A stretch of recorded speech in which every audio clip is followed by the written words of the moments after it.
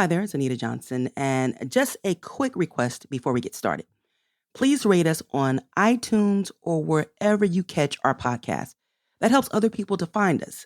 And of course, give us a high rating. Thanks, and here's the show. Making contact. Making contact.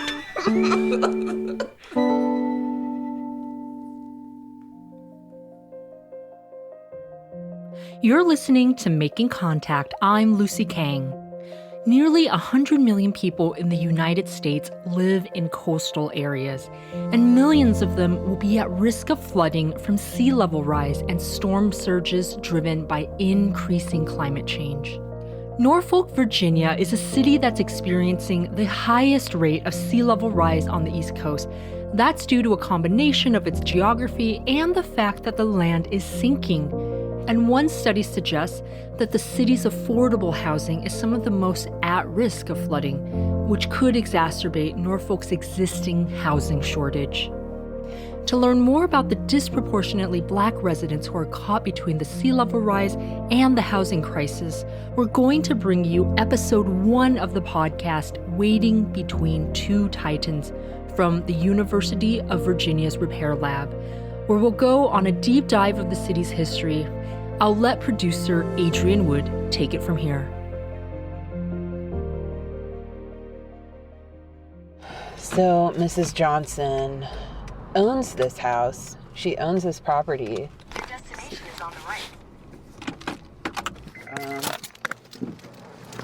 It's like a mix of houses. Some of them are kind of that, like 4 apartments in one building. And then the other buildings are these like nice little colonial style single family homes. Pointy roof, they're all vinyl. And here we are. I'll ring the doorbell.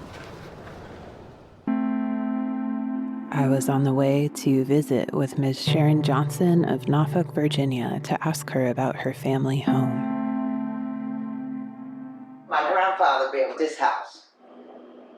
He said, I'm building it for my daughter got 9 kids, and I don't want them to ever not have a place to live. And so that's what this house means, from generation to generation, that the Hicks will always have a place to stay. Sharon Johnson grew up in Norfolk, Virginia. She still lives in the house her grandfather built in the 1950s. He was a contractor.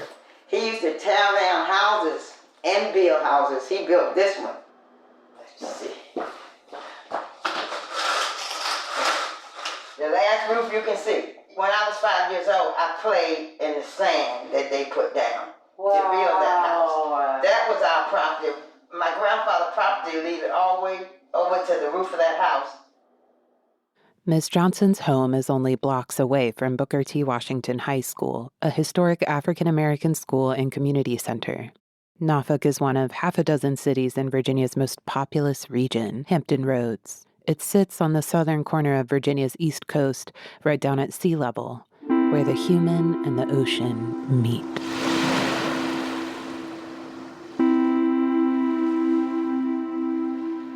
You have to cross water to get to Norfolk.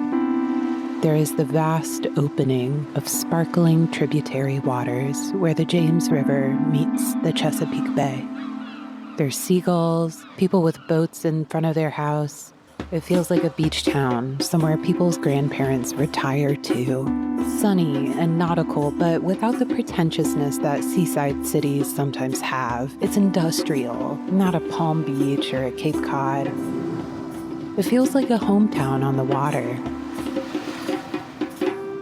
Every time it rained in this neighborhood, it flooded. And I was lucky, and my grandfather, he was smart, because he built this on bricks. I grew up in this neighborhood. We used to swim home from school. Several times out of the week, we swam home. And we thought Swim? Like, yeah, little kids, water. Oh my God. Walking home to water.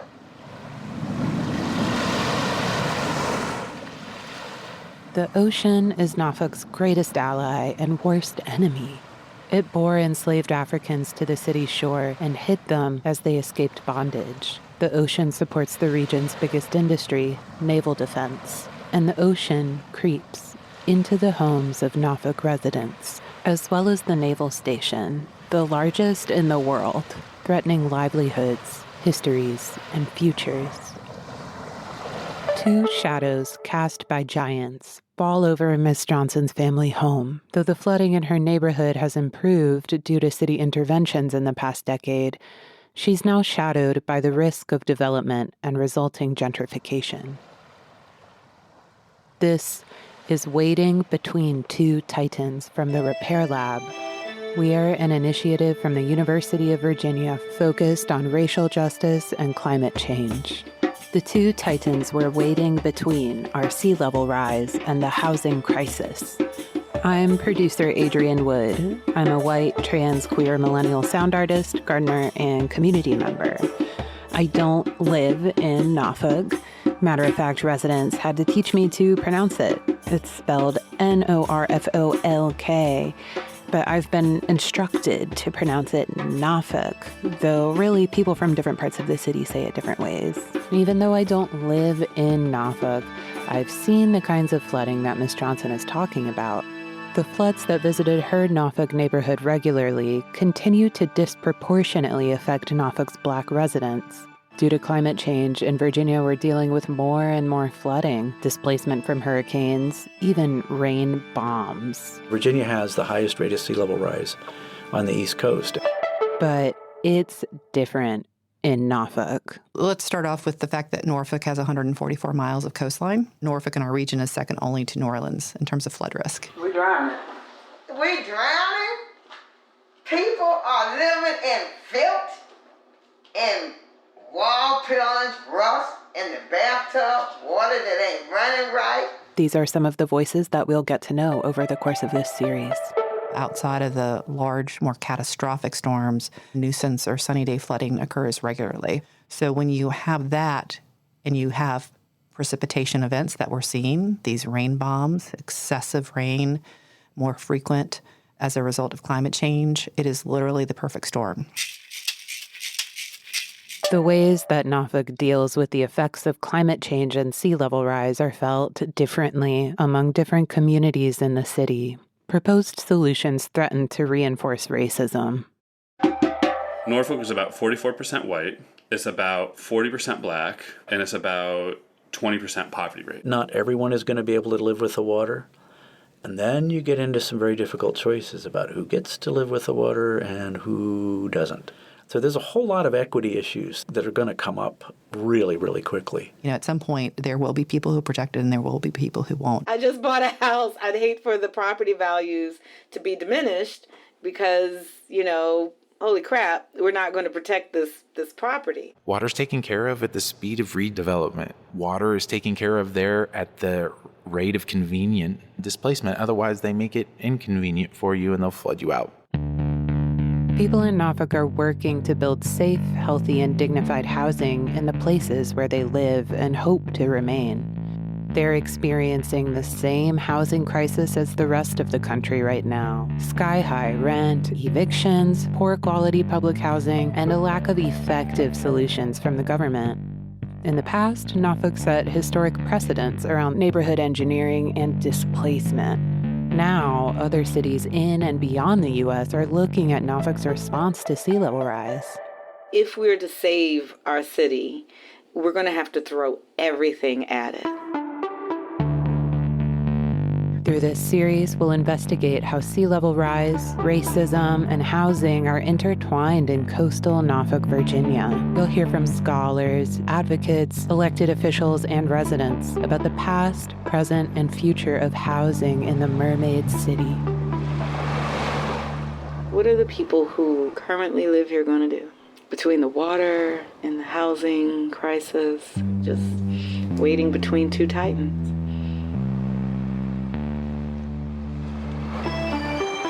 Episode 1 is a deep history of Norfolk as a port city and what that offered and didn't offer in terms of employment and housing for Black people from the colonial era up until the turn of the 20th century.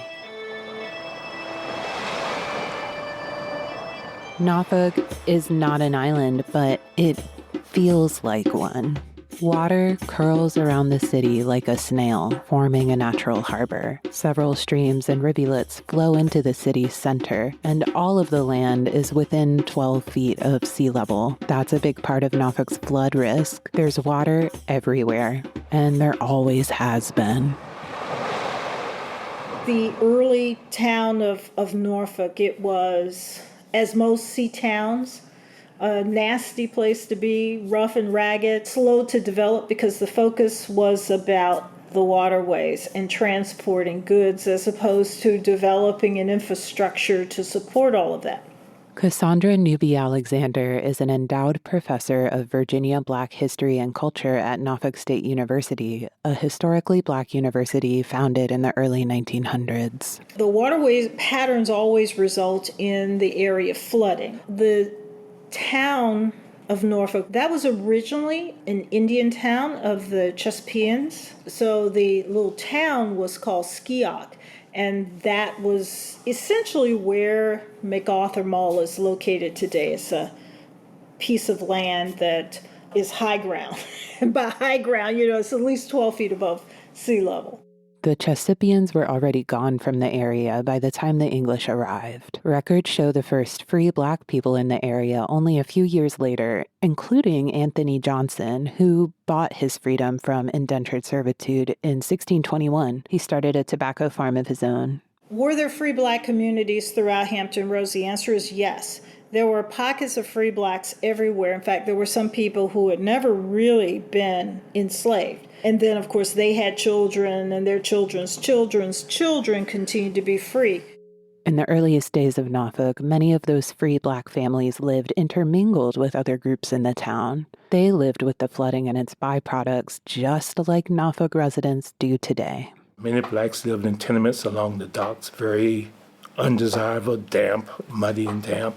It was a very unhealthy area to live in. It was always a marshland. It was a very, very undesirable, unhealthy place also. And epidemics would prove that the death tolls would be high in those areas for Blacks. My name is Tommy L. Bogger. I'm presently serving as the acting Dean of the College of Liberal Arts at Norfolk State University. According to Dean Bogger, the rest of Virginia looked down on Norfolk in the early days of the United States, pre-revolution. They always detested the Norfolkians because the local soil was not very conducive to cotton growing. So from the very beginning, Norfolk developed an economy very different from that of the rest of Virginia. And Norfolk had always been somewhat cut off from the rest of the state by water. A different economy in Norfolk meant different paths within the institution of slavery. In the time between the Revolutionary War and the Civil War, Norfolk's trade-based economy was useful for Black people living there for several reasons. Slavery tended to break down in the city.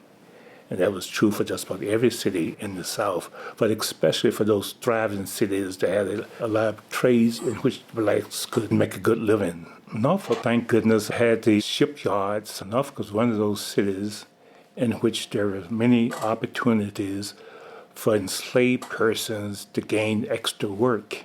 And over a period of time, they were able to purchase their freedom. Between the 1780s and 1850s, a scarcity of housing in Norfolk actually improved living spaces for some Black people. Prominent white families, for instance, didn't have a lot of room to house enslaved people. Though they might have owned land, their lots were limited because Norfolk was just too swampy. So enslaved people went out on their own and found places to live within the Black community. And Blacks were very happy to do that. That would give them some sense of privacy away from their owners, away from the watchful eye of their owners. They were able to build up their sense of community and social activities. The city's relationship to water also supported Black people's lives from pre-revolution up until the Civil War through employment opportunities in the merchant marine industry. You had blackjacks. These were African-American men who were operating as seamen, so what we call merchant marines today. This is Professor Newby-Alexander again. And they were coming in and out. Some were part of the British naval vessels coming in and out, or on French ships coming in and out. Of all the different kinds of maritime labor available to Black people in Norfolk during this time, being a sailor offered the most relative freedom. Sailors could buy their own labor, begin to accumulate capital. Many supported families back on shore. This led to many households being run by women while the men were away on the high seas.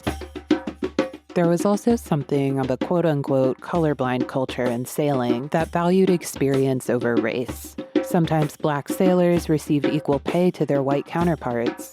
If they were more experienced, sometimes they would even be paid more than white sailors. There were a lot of Black sailors. It's estimated about 20% of seamen between 1700 and 1820 were free Black men. About half of that number were sailors, not fishermen or longshoremen. John Thompson was one of them. In his 1853 memoir, he wrote about how he escaped enslavement by pretending to be a sailor and getting employed on a whaling ship as a steward, a kitchen worker. I became very seasick, and the captain now came into the cabin very angry and said to me, "What is the matter with you?" I told him I was sick. "Have you ever been at sea before?" he asked. I told him I never had, upon which he asked how I came to ship. I answered, "I am a fugitive slave. I thought I would go a whaling voyage as being the place where I stood least chance of being arrested by slave hunters." This narrative seemed to touch his heart, for his countenance had once assumed a pleasing expression. Thus God stood between me and him and worked in my defense. Through that experience later in his life, Thompson became a very accomplished sailor. For the same reason traders and merchants valued the area, Norfolk and its surrounding region were a key point in the Underground Railroad. It was a nexus for northern and southern states. Regardless of how bad the situation was for Blacks here in Norfolk, this was utopia for enslaved people in the outlying counties. This is Dean Bogger from Norfolk State again. You see runaways in the rural counties were always being suspected of hiding somewhere in Norfolk. Norfolk's position on the water was in some ways a boon for Black people living in the city. Norfolk's position on the water was also a weakness for the plantation system because enslaved people used it to run away. The countless creeks, streams, and rivulets that crisscrossed the city made it possible to steal away on a boat or slip into the water in the night. I'm just jumping in to remind you that you're listening to Making Contact. If you like today's show and want more information, or if you'd like to leave us a comment, visit us at our new website, focmedia.org. There you can access today's show and all of our prior episodes. And now, back to the show. Almost 100 years before John Thompson wrote those memoirs about being a blackjack on the high seas and being caught seasick by the captain, in 1778, Ishmael was one of those people. This newspaper advertisement in the Virginia Gazette speculates that Norfolk may be his destination. Runaway, a very likely Negro man named Ishmael, 27 or 28 years old, very Black, and bred to sea by Cornelius Calvert, it is very probable he may change his clothes and make for Norfolk, as he wants much to get on board some of the ships of war. Not only did they seek refuge among these slaves and free Blacks in Norfolk, but for many, they saw it as a temporary situation where these same enslaved persons and free Blacks would eventually help them book passage to the North by sneaking them on board one of the numerous ships leaving the Norfolk Harbor. Yes. Black sailors helped runaway slaves and fugitives escape, but it was a serious risk for everyone involved. In this 1939 interview, formerly enslaved Hampton Roads resident Fanny Nicholson recalls. Some of the slaves was put in wooden boxes and was sent by the boat to the Yankees. Some of them ain't never got there, because if a master went on the boat looking for his slaves, the people had to dump them in the water to keep the masters from getting them. Then, too, some of them died in the boxes before they reached the Yankees.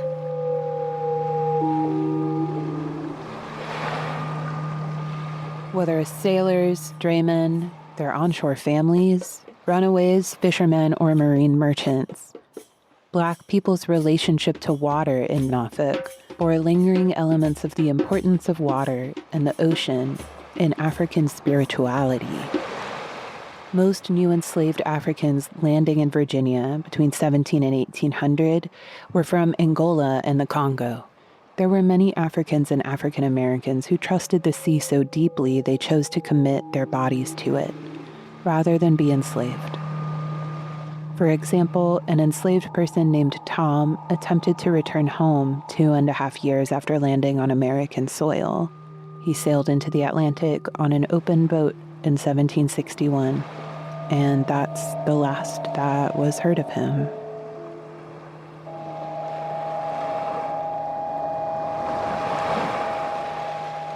For cultural reasons and spiritual reasons, as well as the growing economic and racial dynamics, Norfolk was a unique place for African Americans before the Civil War. It made employment more accessible for free Black people living in the area. It made housing more accessible for enslaved Black people living in the area. And at the same time, the area grew in value to the U.S. government as it began to expand its Navy.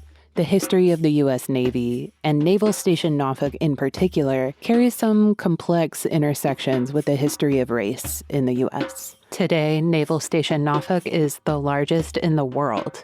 But before the Civil War, the U.S. Navy was very small, with most statesmen being like, why would we try to compete with European navies? They are so big and old, and we are so small and new. But one loud proponent was Secretary of the Navy, Abel P. Upshur, who lived in Virginia's eastern shore, Norfolk's rural neighbor to the north. In the mid-1800s, Upshur wanted to expand the Navy to grab Hawaii, extract resources from South America, and police Africa. John Quincy Adams opposed this, writing in 1842, "This sudden Virginia overflow of zeal for the patronage of the Navy comes reeking hot from the furnace of slavery. 'Tis a wholesome stream from a polluted fountain." In the next 20 years leading up to the Civil War, the growth of the U.S. Navy went hand in hand with practices that exploited Black labor, including slavery and Jim Crow employment that kept Black workers in the hardest, most dangerous, and lowest paid positions. Very early into the Civil War, the Union took control of Norfolk for its Navy Yard, which is now Naval Station Norfolk. This presented a major opportunity for Black people in the area, including enslaved folks, fugitives, refugees, and free people, because enlisting in the Navy doesn't just mean a job. It is also obliged to feed, clothe, and house you, and if you're lucky, your family too. Charles Grandy escaped slavery during the chaos of the Civil War's outbreak and was literally picked up on the side of the road by the Union Army, where he chose to enlist. "I was in the Army. I warn't near no fighting. I was a cook for a white army. Didn't see but 1 or 2 colored soldiers during the whole war. Then I gets tired of the field, always a-running and never get no rest.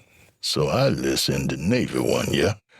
They pay you $6 a month in the Navy, 'cause you get your clothing and board." Black men have shown up in the Navy since the American Revolution. Black women, not until much later. After Reconstruction, Black men were only allowed to be cooks, stewards, or coal heavers. African American representation in the Navy dropped way down until almost 100 years later.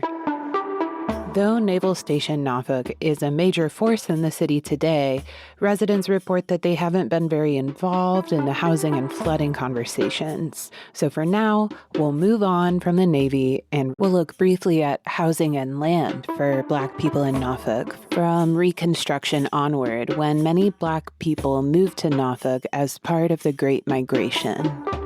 Here's Charles Grandy again. "After the war, nobody owned the so they all come to Norfolk, look like to me. 100, hungry, and without house to sleep in, was walking round begging. The Army fed a lot of them, but it couldn't feed all. We used to steal bread and stuff it in our shirts when we come off duty. When we get out, we wouldn't give it to the hungry women and babies. Lord, they didn't have no food at all. Women and children used to die 2 and 3 a day from being hungry. In the wreckage of Reconstruction, many people were starving because they no longer had access to means through which they could provide basics for themselves, like food and shelter. Basics that perhaps had used to be provided by their previous owners during enslavement. White backlash against Black Americans during Reconstruction ensured that Black people would not be able to access the economic growth that they needed. And after Lincoln's presidency, the federal government started giving land back to former Confederates, and there were a lot of those in Hampton Roads. Matilda Carter, a formerly enslaved woman in Hampton Roads, recounted in a 1939 interview. After Lincoln, Johnson went in office. Things sure changed then. Johnson gave them rebels their land back and gave them all the privilege they had for the war. One day, a committee of 3 men came around. 'Twas Jeff Sinclair, a big old red rebel. Reverend Taylor, he was the most powerful colored man in town, and an officer, too. These men went to all the Negro houses, mine too, and made them people sign a paper saying their property wasn't theirs. They couldn't buy it, so they had to pay $10 a year for rent for living on the land. Reverend Taylor was there to make them folks fine. What he said to a Negro was law. It was only 15 years after this interview with Matilda Carter was recorded in writing by a Works Progress Administration interviewer that Sharon Johnson's house was built by her grandfather. My grandfather built this house. He built it in 1954. And just like Matilda Carter's land was seized, Sharon Johnson's home is also under threat of being taken from her. It's as if nothing has changed but the vessels that carry these threats. Every day somebody want to buy this house. I get a letter in the mail or a phone call. Everybody want to be close to town now. But this was always a middle-class Black neighborhood. In 2021, the city of Norfolk constructed a major stormwater intervention in Ms. Johnson's neighborhood. It's really helped prevent the flooding. City improvements like the stormwater project have raised the value of Ms. Johnson's home. They've also made Black neighborhoods like hers a target for developers. Okay, the flooding, they spent the last year working on the street, and they said that our water would be better. They tore up the street, they tore up the grass, they tore up the green. Since they left, I haven't seen the flood. Monet Johnson is the other voice in this conversation. She's Ms. Johnson's granddaughter and lead organizer for environmental and housing justice with New Virginia Majority. My grandma's house, she's like in between the 2 circles of downtown and midtown. I'm sure one day she's going to wake up, her house is going to be like on a flatbed truck. Like, get this out of here. We need this land, lady. They're revitalizing everything, which means tear down.